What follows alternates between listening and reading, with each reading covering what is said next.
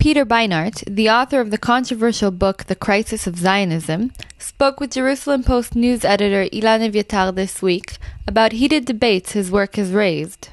I knew this was a very emotional, passionate debate, but I wrote the book because I think that in the lifetime, in the coming decades, by the time my small children are married, or perhaps even by the time they're bar and bat mitzvah, I think that the window for a two-state solution may very well have closed. And if it has closed, and we in the American Jewish community have not done everything we can to keep the possibility of a two-state solution alive, I think then we will be having very, very difficult conversations with our own children as they ask us, how did we let the dream of a democratic Jewish state slip away? And for me, those conversations are more worrying than the difficult conversations I might be having today with people who don't like my book.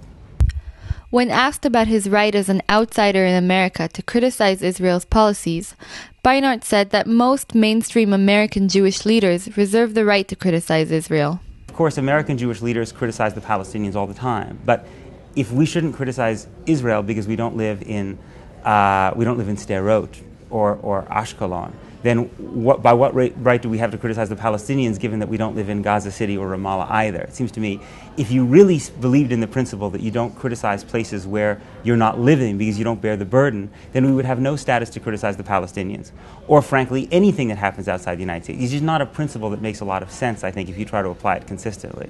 Beinart addressed arguments surrounding Israel's presence in the West Bank and the two-state solution. If people say that it's too dangerous to create a Palestinian state, right? Hamas will take over, there'll be rocket fire on Ben Gurion Airport, it'll be just like Gaza. I guess my response would be, okay, let's concede that you're right. You can't create a Palestinian state. But tell me, what's your long-term goal?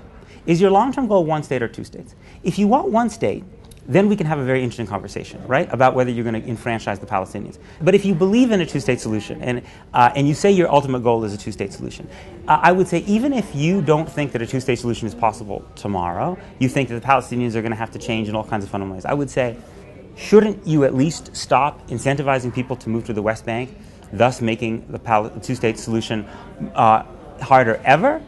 I mean, I can understand the argument that says for security reasons you need the IDF in the West Bank. But I can't understand how, on security grounds, Israel's security is enhanced by giving people subsidies to civilians to move to the West Bank. I mean, I guess I would say the question is, what is your long-term goal? If your long-term goal is a two-state solution, even if we disagree about whether you should try to cut a deal now, I would say at least we should be able to agree that you should keep the possibility open. And my fear is that Israel is foreclosing that possibility because the Palestinians are not simply going to accept whatever Israel puts on the table. You can't simply continually ask the Palestinians to accept more and more and more facts on the ground. The Palestinians have another option, right? Their other option is to say, you know what? We embrace the one-state solution. Make us all Israelis, we'll all vote.